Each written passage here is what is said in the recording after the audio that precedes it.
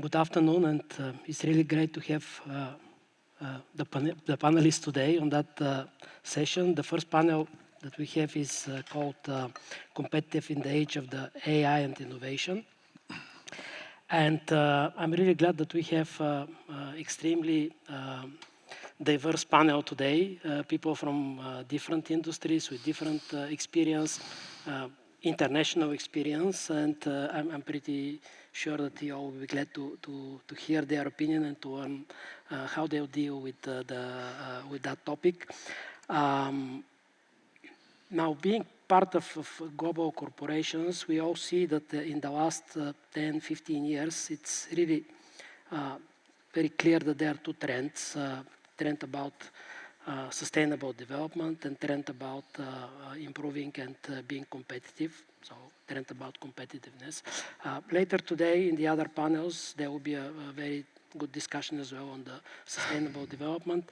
But talking about competitiveness, I believe that it's really about, in simple words, how really you can create value for your consumers, customers, shareholders, communities around you, and to do this in a compliant with the regulations way.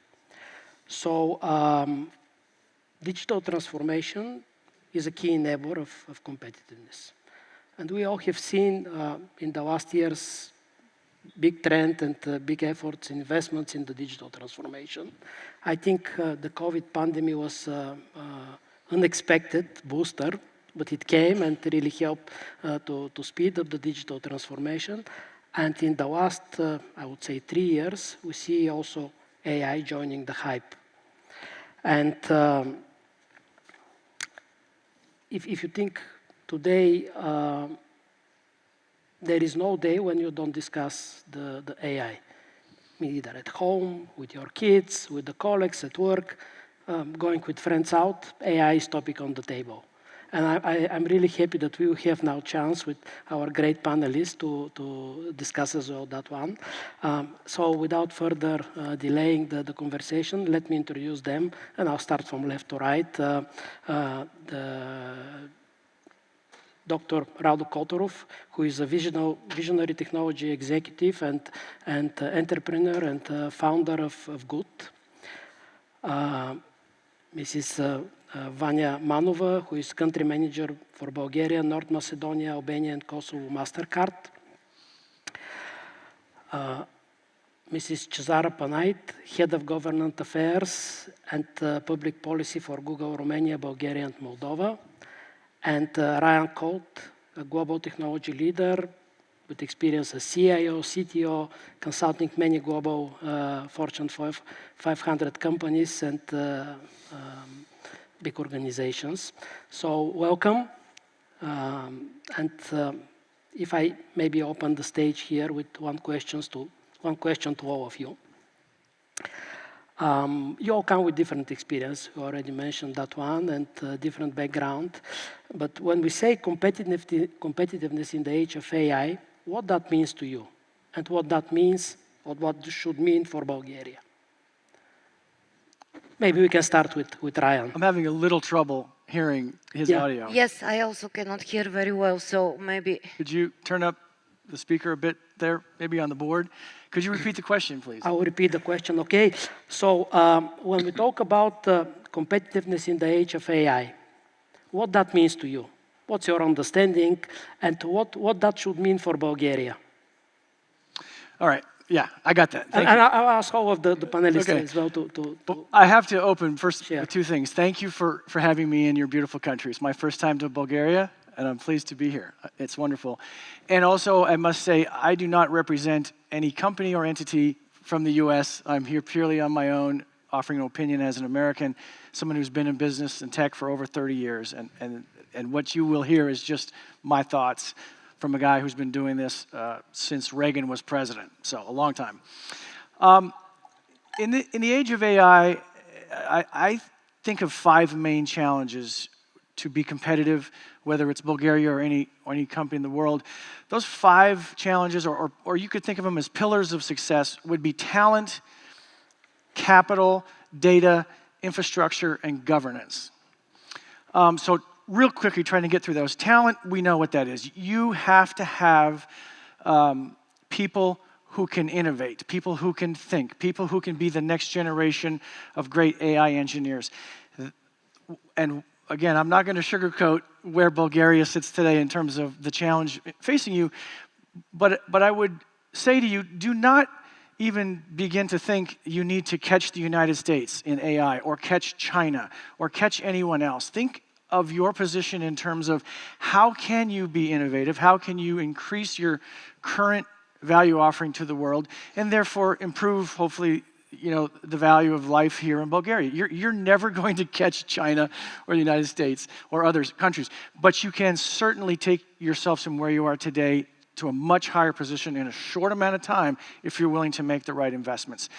So again, with talent, I would say, if you're not doing it already, get into your schools at the youngest ages and keep doing what you're probably doing, which is STEM. STEM, right? Teach all generations of your young as much as you can, science, technology, engineering, and math. It's again, one of those challenges that you have to look at holistically. You have a brain drain phenomenon where people get to a certain level of success, education, and they leave, right? The opening speaker talked about that brain drain and the people leaving. You have to figure out how you get them to stay here in Bulgaria. So develop talent. Capital is a huge question to solve. Latest numbers I've seen, I think the U.S. invested nearly $100 billion last year in AI alone, and that's just startups. That's not existing AI, that was new AI. In all of the EU, there was about $8 billion of investment made in new AI startups. So the investment disparity is huge. You have to find ways to find capital to invest in AI.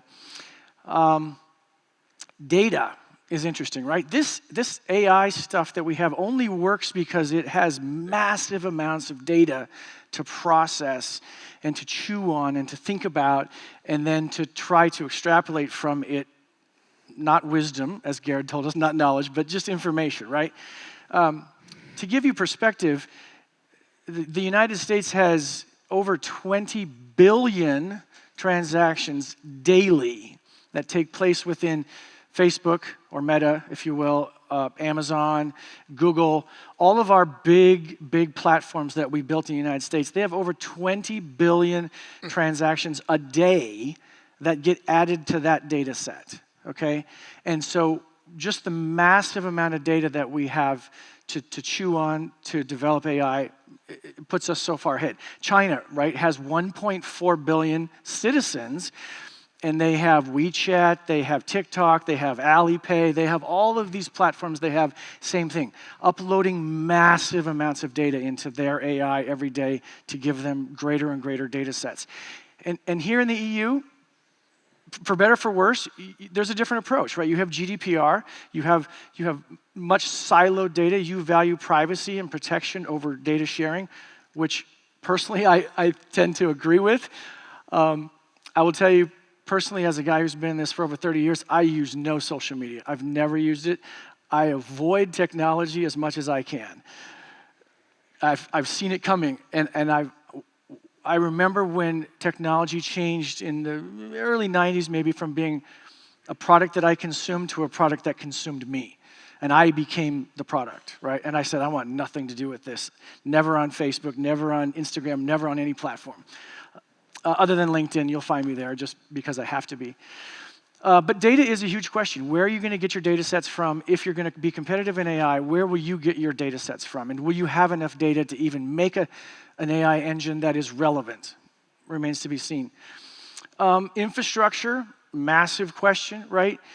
The United States and China, of course, alone has over 80% of the fastest processors in the world. The GPUs used to call them the H100s from NVIDIA. Now they're on the next generation, H200s. But those two countries alone possess over 80% of the world's compute power. So how will you get compute power in Bulgaria? Will you invest, we talked about the first one, capital, right, in an infrastructure it would require to do this? I had the honor yesterday of visiting your tech park and I saw your supercomputer over there, which is a wonderful toy, by the way. I love all things geeky. I'm a nerd at heart. But that tech center and that supercomputer you have, you would need to make that 1,000x more powerful to build an AI engine here in Eastern Europe to be competitive at any level. So it takes a tremendous amount of investment. And then governance, an interesting question. Again, Gerd talked a little bit about that. He talked about Waymo too, which was interesting, right? I happened to be in the US government Department of Transportation when Waymo became a thing, and Waymo came to us and asked for permission to start putting driverless cars on the roads, and people in the government were like, whoa, as you can imagine. We're not sure about that, but eventually they got their permits and they began testing, and they're still testing. But Waymo went then across the pond, as we say, and got permission to begin testing in the UK in 18 months. It took them 4 years in Germany to get that same permit to begin testing. So that's the difference in governance, right, as it relates to countries. How regulated are you or unregulated? How regulated or not do you want to be? Where do you juxtapose safety with innovation? So tough question, right? So again, I would say those 5 key things are things you have to think about, and I would not position it as a thing where you have to catch anyone, because you're probably not going to ever catch anyone. It's about how can we innovate for Bulgaria, create job, create value, and do something here that will help your country, your citizens, and your region, right? You have a great potential, I think, to be the leader technologically in AI in maybe all of the EU, certainly in this half of Eastern Europe. Okay, thank you, Ryan. And talking about Bulgaria and the good examples in Bulgaria, if I may ask Rado to share from his experience, building startups and companies that are growing here and also in other parts of the world, where you see the Bulgaria's biggest strengths in this world, and where also are the biggest gaps. I mean, listening to Ryan, I got a little bit on the pessimist, because big investment, big data centers, everything is big, and you think, if I'm small, what do I do? And it's, to a great extent, it's true now, it's becoming a challenge that most of the startups funded in the US are R&D startups, right? They don't have profits, for 20 years. Some of them are, we don't know if they'll succeed, but the funding itself drives the hype, the valuations, and everything around it, rather than solid business foundations and fundamentals as we did years ago. So going back to that, what I see about Bulgaria, and in this case, I mean, every entrepreneur in the US says that the next billionaire would be an 18-year-old with a computer and access to online tools, be AI tools, be other tools, it doesn't matter, but it will be possible that a single person, and it's quite possible, and we actually see it, can build mega companies, very useful companies, with very little resources too. I mean, that was the promise of the cloud too, that we can get an infrastructure that big companies have for fractions of the money. So I'm an optimist in that aspect that you can do, and like it happened even with China, with DeepSeek, there is going to be a bright person that is going to develop these things. Where I see this, so far we're going brute force data, and we are training the models with lots and lots of data. But there is a lot of scientists, and there is research in Europe here, which people are producing small models. We now, for the first time, embed AI small models directly embedded in documents to do explain banking functions, investment processes, and etc., that are very helpful to people who are not experts. They can get it directly embedded into things. And these things don't take enormous power to train or to do, to develop. So I'm seeing more and more in this direction that we'll see development. The same is, as it comes, we turn the whole AI revolution into an energy problem and an infrastructure problem. But if we look at the human brain is extremely efficient machine. And it distributes the processing and the automation in various different ways. So we have if you have to, we have a predictive part of the brain that consumes a lot of energy, but then we very quickly automate and not use it. Think what it would be if every time you start riding a bicycle, you have to read a manual how to ride a bicycle. That's extremely inefficient. So new methods are developing, and we're actually working on this with Japan, on how to use and architect the products in a way that the brain is architected, how you distribute the workloads between expensive processing power and less expensive processing power. Because if you think about that, one request used to be one query. When you go and you ask for a certain transaction in the bank, this was one query. We execute billions of them. Now with API calls, you magnify the queries by times of 10. Very recently, Jamie Dimon said that they have 180 billion API calls a month, of which only 5% are useful to the consumers and actually are productive. So we are maintaining an incredible infrastructure, essentially, as he said, mainly for toying with things that we don't know how they would continue to exist in the future. But I'm seeing the same thing. We're going to start moving into optimizing. And I was going to add that the prompting with ChatGPT and Claude or any of this increases these numbers of transactions by a magnitude of 1,000, because each prompt generates billions of requests towards the LLMs, the models. And we see in organizations when people started designing certain things with prompts, the CFO comes and says, I can never predict my cost. And again, these are the things that I think give an opportunity for smaller countries to come and say, we can have very nicely done architectures that combine these things, lower the cost, and deliver to the business really useful value. Where I see the challenge for a country like Bulgaria in this aspect, this is global market knowledge, what is needed in the market so that it can be scaled beyond the national level, because Bulgaria is a small market, and really knowledge how to scale companies, local companies. And I think this is in general a problem for Europe. We talk about the brain drain. Why is everybody going to the United States? Because if you try to do a startup here, the culture, the buyer culture is risk averse. They don't want to experiment. The first question that I'm asked in Bulgaria is, how many employees do you have? In the States, the first question I'm asked, can you operate like a hedge fund with 4 people? That's a very different culture. And until Europe in general solves that problem with the risk aversion and allows employees and companies start buying the new technology, you are going to have a brain drain. And at the same time, what happens, if we think about that, is the moment you're asking somebody how many employees you have, you're already buying a 5-year-old technology in a world that's moving very fast. So that's internal organizational culture. But I think if these two are solved, there is plenty of talent here. In the AI space, most of it now works in the States. But there's plenty of talent that wants to be back, but needs to see a more dynamic market and more risk-taking. Thank you. Thank you very much. And now moving from the startup world to the corporations, if I can maybe direct this one to Vanya. But before that, I'm not sure how many of you are aware that Forbes now started to do a ranking of the AI adoption around the Fortune 500 companies. And I'm very proud that Coca-Cola has been ranked at number 6. Just a few weeks ago, but number 5 is MasterCard. And this is what I want to ask Vanya.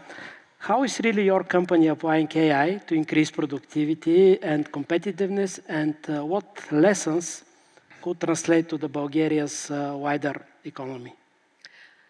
Thank you very much for this reference to the Forbes ranking. Actually, there are some ranking where MasterCard stands even higher, and we are even much proud of being the best employer, also a company which make global change. And we also the presentation of the keynote speaker. that indeed the purpose-driven business is the one who will make difference in the near future. And this is because the young generation is searching for this purpose revolution, and they are part of this purpose revolution. I just want, before answering to your question, I just want to elaborate a little bit on the competitiveness. For me, competitiveness is to create advantage for the company. And this advantage could be combination of course, value, technology, purpose, impact, and also sustainability. And in fact, this is our mantra. MasterCard is a company. I don't like to be called corporation because it sounds very serious. We are a technology company, and even last years we are trying to position as ecosystem company because we are going much beyond our core business, which is the card payments. Sometimes I'm joking that MasterCard has implemented AI before it was even called AI. Because indeed, what is AI? This is usage the data, applying algorithms in order to create value, in order to create particular services which improve the different areas. And the simplest example and the oldest example actually from our core business is how MasterCard is using our transactional data in order to not only detect but even prevent fraud activities for cards. And actually now in the era where the digital payments are exploding. Card payments, I don't want to make advertisement, but this is really the truth, that card payments are maybe the most secure on one hand because of this global infrastructure. This is an infrastructure with some other payment methods still are much far away from it. And also another very strong differentiator, and I would say competitive advantage, are our fraud rules, procedures, and also protection for our customers. Do you know that there is a zero liability for customers if fraud has happened not because of the fault of the customer? Zero liability. There is no other payment method which provides such benefit. But going into the present, now MasterCard uses its data not only for this, and this is the most exciting and most interesting part. I also saw the statistics that in Bulgaria 72% of the people haven't changed their job for the last 60 months, which is 5 years. I haven't changed my job for the last 17 years. I cannot even calculate by heart how months is this, but this is because, not because I'm lazy and I'm well established, this is because my work is changing every single day. And indeed, when I started my job and the environment was completely different than what is now. Now really in MasterCard, we don't speak about card payments anymore. We speak about user experience. We speak about unified checkout. We speak about tokenization. We speak about how to drive engagement and to change behavior of the people using the data, how to help the governments to do their agenda using the card data, which clearly shows how people behave not only in the country but globally. And this is really priceless, I would say, because the technology has endless capabilities. And going back again to the what you said, I'm also an optimist, maybe endless optimist, because I truly believe that competitiveness nowadays can be built through selecting the right partners who provide the right values. There is no need to build your own data center. There is no need to build your own hardware center. Not at all. Better rely on these players who definitely have the experience, who has the capabilities, and who have the people to do this. I can speak endless about this, but yeah, unfortunately we don't have that much time. But thank you very much. Very interesting input. And I think we all hear that AI is growing rapidly, and it's a very wild area today. On the other hand, we live in Europe, and we know that there are also regulations, and Europe is trying to come from that also to protect its citizens. So I would like to ask Cesara a question here, and how actually government can find a policy balance for this rapid innovation with ethical AI governance and inclusion? Yes, thank you very much for the question. Hello, everyone. A great pleasure to be here today and to speak about one of the important aspects that, everyone is thinking about today. Everyone is part of the AI revolution, and I think the question is how we embrace it, how we work together, that we capture the potential of AI advancement without anyone being left behind. And in terms of the governance structure that is guiding the AI adoption, I think is very important to understand what is the goal of governments, of regions, and if we want to steer innovation and to drive it forward, I think it's very important to set up the goal and work towards it. We've seen different views from the US to Europe, but also then to diverse perspective within member states of the European Union. So if we look at Bulgaria, I think that here is a major opportunity that can be captured. I have to mention the world leading institute that is based here in Bulgaria, in Said. And while some people discuss about brain drain and people leaving Bulgaria, I have to say that people from outside Europe or from different other cities, countries are moving to Bulgaria to work for this World AI Institute that is creating technology and research that is fostering innovation outside of Bulgaria, which we rarely see in other even CE member states or member states of the European Union. So I think this is something very important to note, and because I work at Google, we very much support Insight, and we are proud of their work and their advancement. Recently, they've been developing a Bulgarian-based large language model based on open solutions, and recently we supported with $1 million the institute and their work through the philanthropic arm google.org that we have, because their work is so detrimental for the future of technology. They also are part of the Ukraine reconstruction and advancement of technology. They worked on supporting a Ukrainian-based large language model. And to come back to the question about the structure that we want to have on governance and innovation, I think is very important to note that European Union has already prepared regulation that is already good to be applicable in all member states. But beyond that, is very important how we implement it locally and how we want to support innovation. The European Union has worked on more than 100 bills and pieces of legislation in the past 5 years on digital technologies.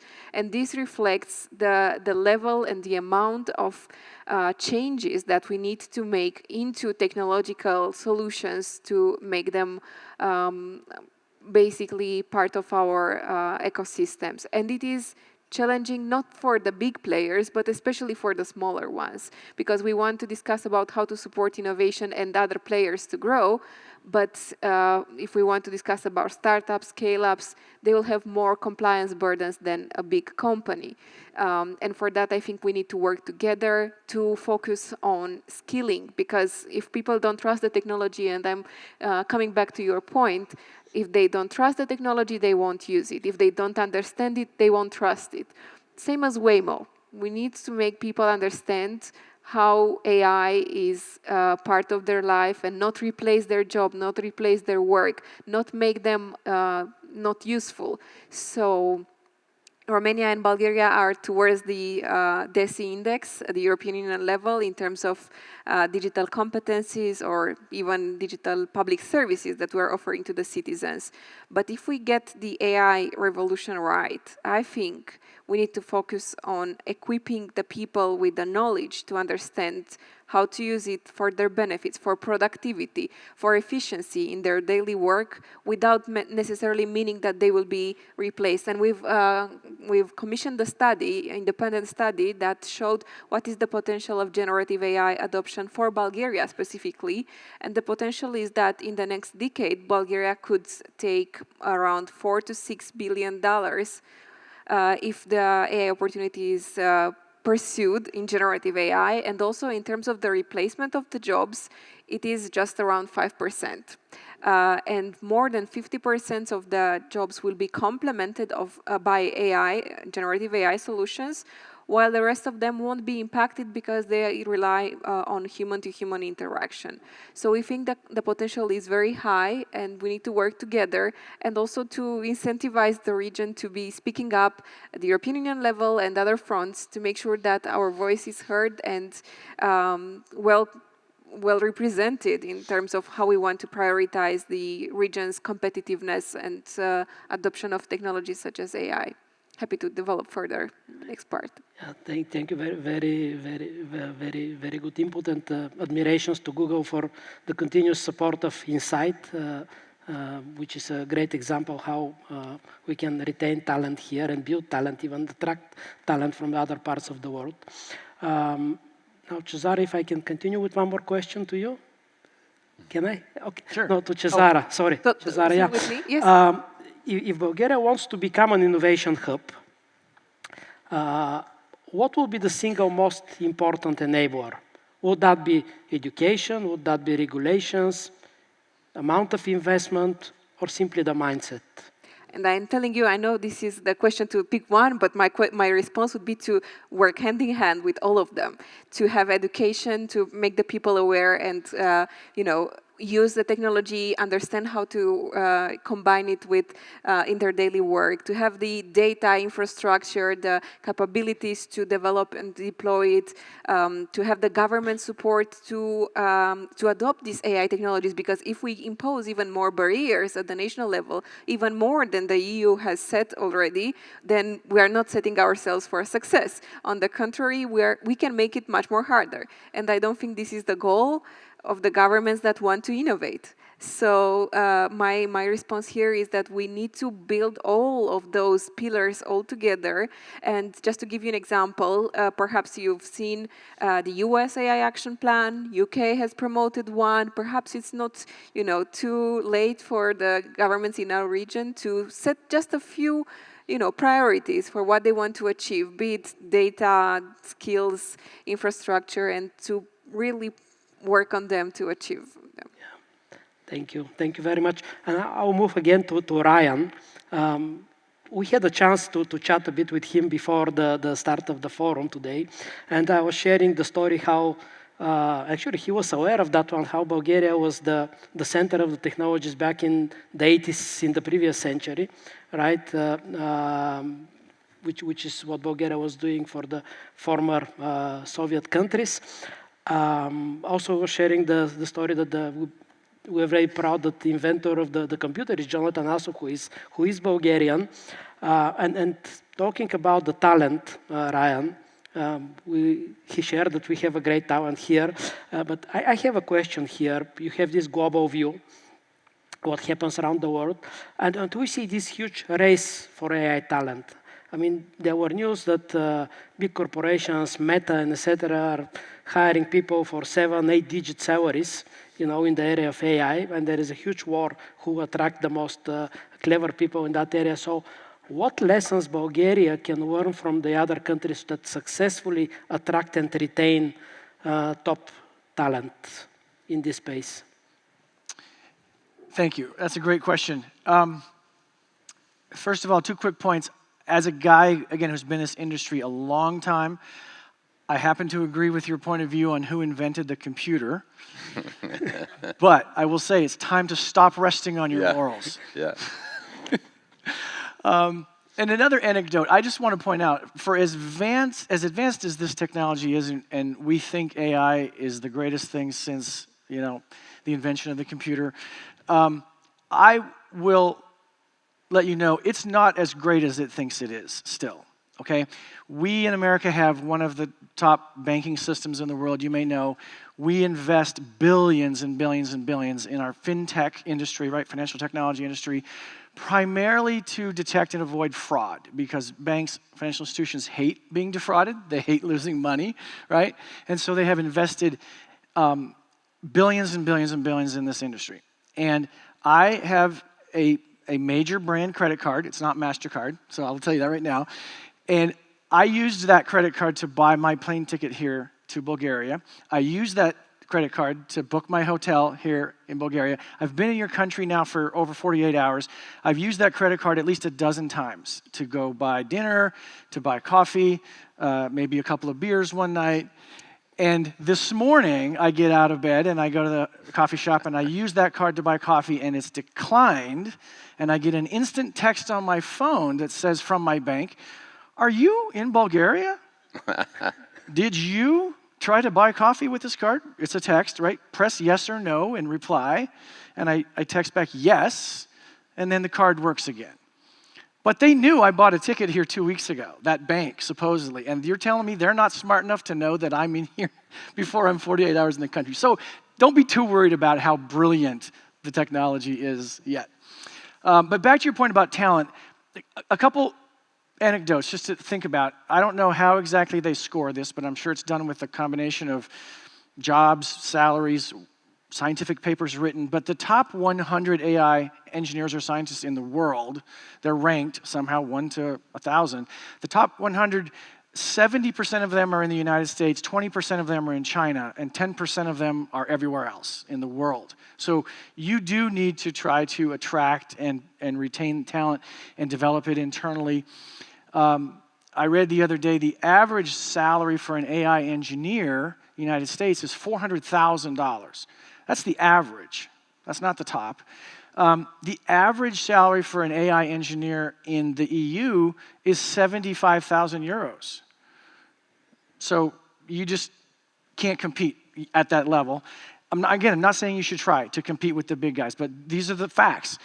And then looking at it globally, the United States, frankly, we may be cheating. I don't know. I wouldn't call it that. But we have the H-1B visa system, as you know. We make it very easy for talent to come into the United States and get jobs. If we think you have a skill or a degree or a capability that we want, we make it very easy for you to come to the United States, get an H-1B visa, go to work. And then if you prove that you have the talent we thought you had, we make it very easy for you to stay through the green card and citizenship eventually. China has the program called 1,000 Talents. Yeah. I don't know if you know about that, but the same thing. They're trying to attract outside talent to China and keep it there. So I don't know what the answer is here. I don't know. I've heard a little bit about a blue card system somewhere in the EU. Maybe it's not EU-wide, maybe it is. Think about something in Bulgaria you can do, a golden visa, or call it an AI visa, right? And just go out and let the word get out that, hey, Bulgaria wants to lead in this space. We're going to offer AI visas and make it very easy for talent to come into Bulgaria. And then once the talent is developed here, we talked about earlier from the ground up, and you may bring in new talent, you have to remember, I believe your number one greatest natural resource in your country is your people, right? It's not coal, it's not oil, it's not gas, whatever rare earth minerals you may have in the ground somewhere that China wants or America may want. Your number one natural resource is your people. And the way of life. right? This is a beautiful country with a beautiful, relaxed, laid-back way of life. So your tourism board or wherever, ministry, wherever it is in the government, combined with your job creation people in the government, get all of those engines working together to attract talent, retain talent, make it easy for people to come here, and make it impossible for them to want to leave here. That's what I would say. Thank you, Ryan. And continuing about the building talent, and I'm going to ask Rado here to provide some input. I know we also had a chat before that you have some experience working with universities. And if you can share that positive experience, so how and give advice here, how the business really can work with those universities or other training institutions to help to close the skills gap. I think it's very important to me, the question about talent is cultural to a great extent. And there is a difference between a theoretic academic culture and a pragmatic business-oriented culture. And I'll tell you, we have in the States a program with Rutgers University, then I'll talk about Bulgaria, which gives us about 30 to 50 students from their quantitative master finance program to work with us, to work with real data, to work with real cases, and etc. And you could see how these kids are developing very quickly enormous skills.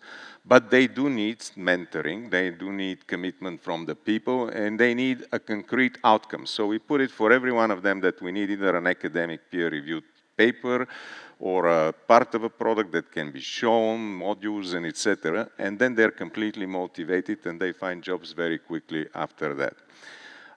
What I find, we work here with Sofia University, they're a client of us, and we actually recommended to them that they allow the students to manage the systems and do it. I said, why do you need external consultants or anyone? Why don't we just train the students to do all of that work, and then they are ready to for the job market and for everything.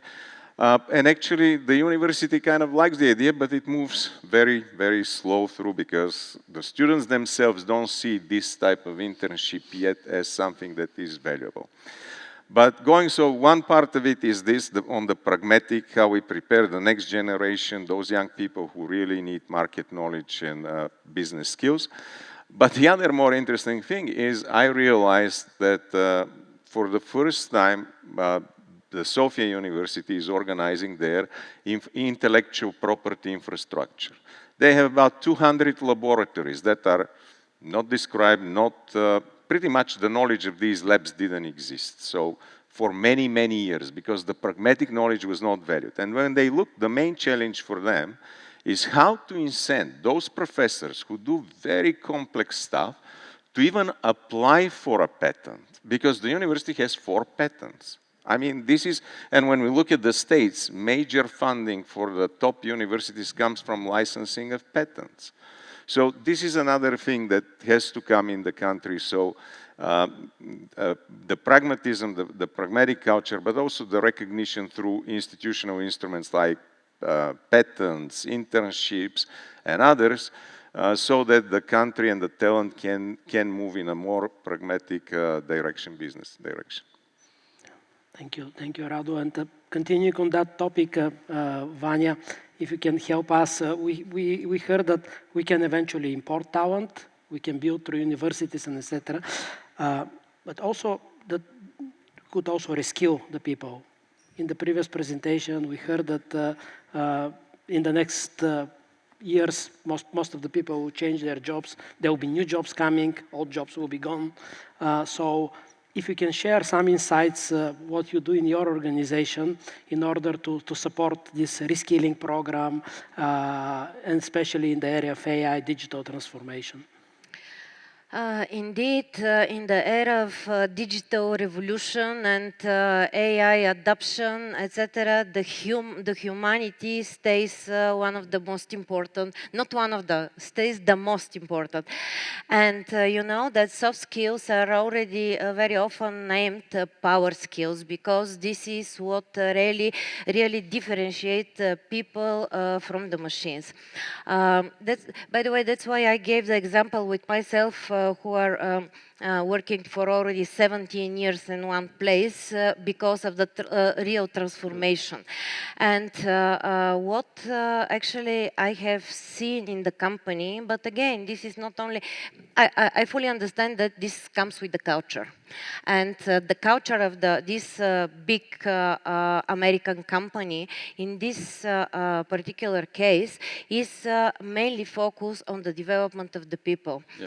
And you know, I will give you one very recent example. From September this year, we have a newly appointed president of MasterCard Europe. This is she, Kelly Devine, very nice young lady. And I had the pleasure to meet her on one internal meeting. And she was talking to us, the country managers of the company, and she said, I have 3 top of minds, which are top priority for me. Top number 1 are the people. And people meaning not only to develop them, to help them somehow increase their capabilities, but to give them, first of all, empowerment, to show them that they have the power to decide, not a machine, computer, and program to tell them what to do, but they to feel that they are on one hand important, and on the other they have the power to decide, or at least to provoke discussion. And what I really believe that is the most important is to somehow incentivize and promote curiosity, and this is among young people as well, not only people who are already in the workforce, but it is crucial for because I wouldn't say that we have a skills gap in Bulgaria, not at all. There are brilliant students, and I had the chance to meet many of them, but what drives their success is on one hand curiosity, and on the other their boldness, and they're extremely brave to try new things, and they know that if even they fail, this is not a huge problem. This is just a let's say a milestone and lesson to be learned. So in our company, if I believe that this is something which really needs to be shared with the HRs of some of the Bulgarian companies, but I'm also observing that there are these processes. I'm not saying that we will, how to say, open their eyes, but it is extremely important to educate the people, to give them possibility not only to learn through testing, but also to try, to have assignments, like you mentioned, internships. This can be done within a big company. I can become an intern in one different department in order to improve my skills, in order to go much beyond my current, let's say, area of working. And I believe that indeed going beyond on your traditional way is of key importance of success. And this is what the company is doing as well. So for many years being just a payment company, now we have capabilities in cybersecurity, now we have capabilities in marketing, now we have capabilities in so-called agent commerce, where we are implementing agents to support commerce. So, and this is something which is happening over the night. You know, for the first time when I heard about agent commerce, it was beginning of this year. In August this year, it was already piloted in Asia. Do you think that there have been people ready for this? No, they have been educated on the go. And this is important, not to lock them in rooms and give them books, but just give them the chance to learn on the go. And this is, I believe, really, again, priceless. I'm repeating myself, but this is priceless, to be able to be part of this evolution. May I add something? Because this is very important, what you said about the ability and empowerment to design and test. What we hear from our interns is as soon as they are hired in a big bank, they're completely depowered. because they have to follow strict procedures. They cannot upload any software on machine or experiment with anything. And when the internet started, all these machines, I understand the security risk, but the machines were unlocked. So people could experiment with things on the job. True. And they could try and they could bring new ideas and adopt that. And at that time, the companies even had a policy. If you see something interesting in another department, steal it and bring it in yours. And that was cross-learning. So we live in a time when, in an essence, because of security threats and other things, we limited the experimentation and we limited the decision power of employees. I mean, you go to an airport and the weight doesn't work for your bags and the employee cannot overwrite it because the computer decides. It's called the tyranny of the procedure. But so we have to think how we open this experimentation again so people can, this young generation, which I'm extremely impressed, and I've seen it, all of our interns have learned how to make agents. I didn't know what an agent was, and they suddenly come and say, I put an agent in the product. So it's an incredibly talented generation, but it gets demotivated very quickly, and it asks for purpose on the job, and that's what we have to provide. Yeah. To find the right balance between the security and the business, because security cannot prevent the business. That's exactly. Okay, we are approaching most probably the end of the session, or let's try to conclude. And I have a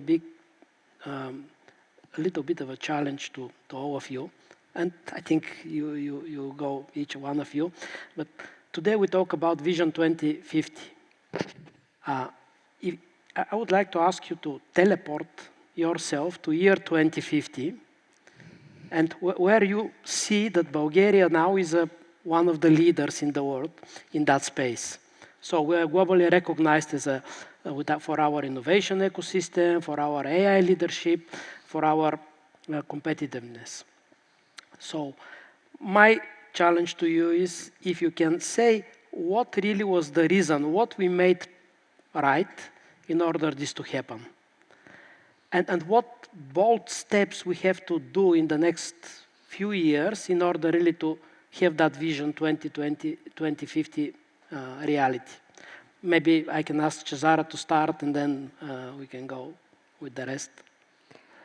So Bulgaria needs to be bold and to be proactive, to speak up, to take a stance. No pressure. I know this is, more challenging in practice than we say in theory, you need to do that and that. This is for all the countries that want to get the AI wave right. But I think we need to capture the opportunity by setting up a few concrete priorities, decide whether it's skills, infrastructure, and anything else that works, and what is relevant for your market, for your context, and just focus on them, get the whole ecosystem work towards it, get a proper regulatory framework that would allow companies to be present, to invest, to continue to support Bulgaria. And I think that can actually, be implementable in the next decades. Thank you, thank you. Ryan, the same question to you. Year 2050. Why we are successful?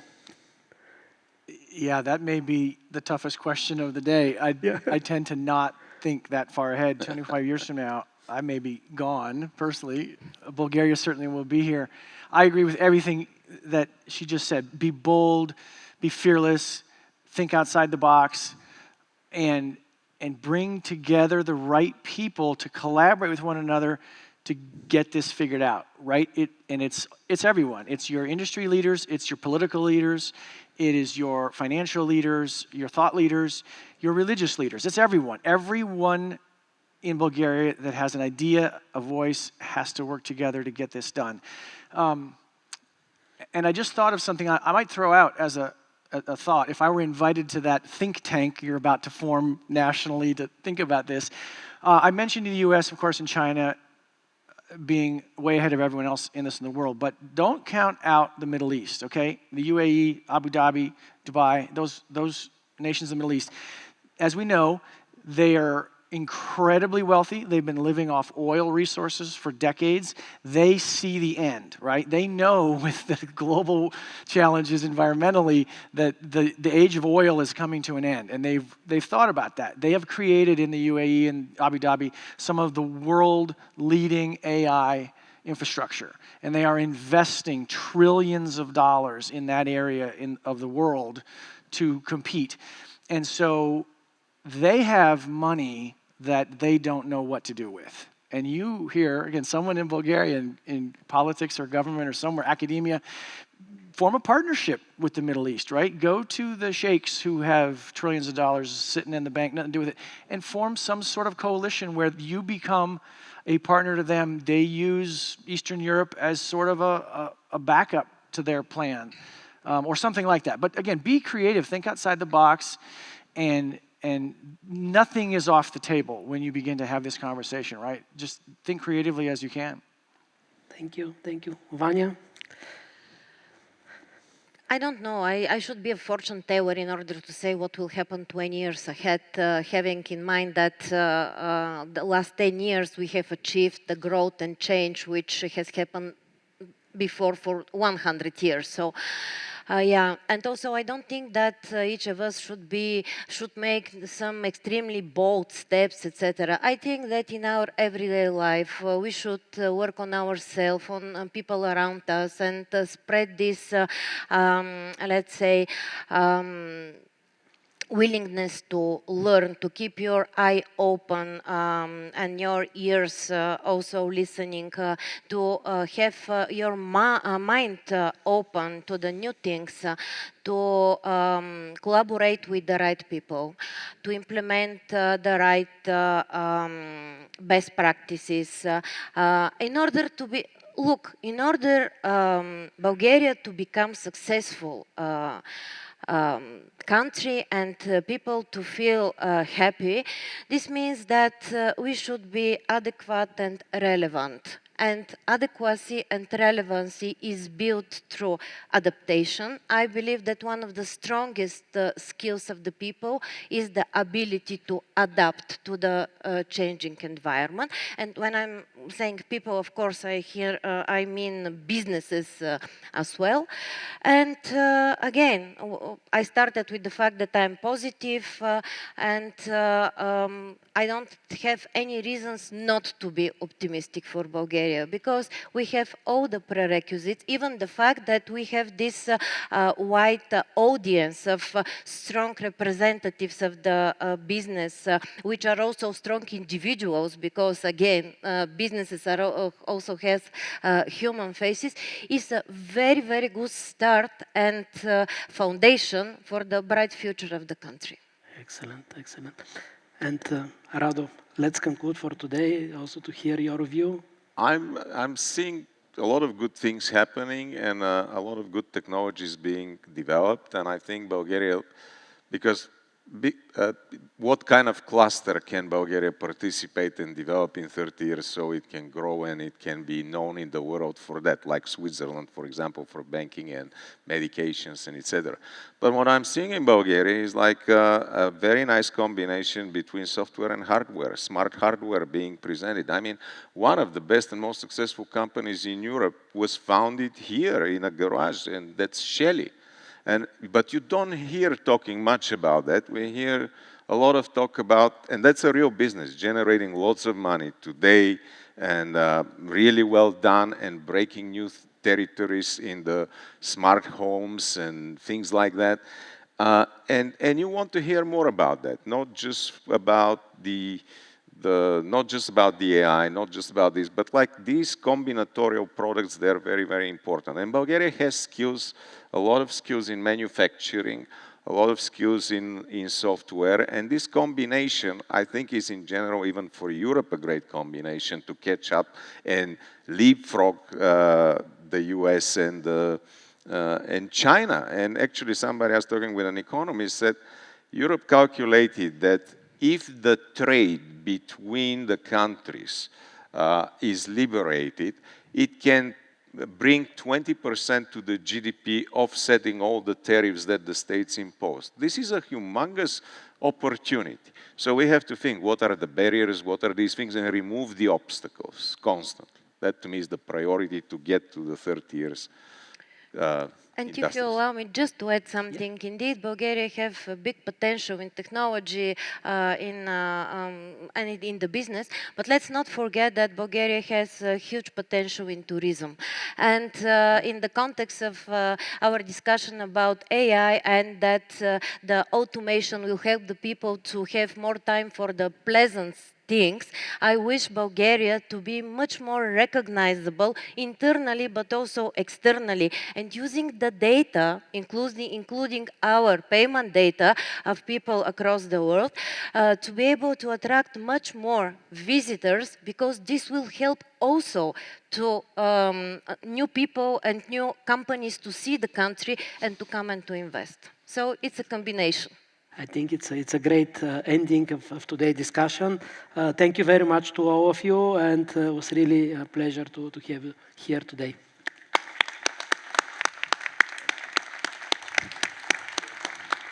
I have to introduce you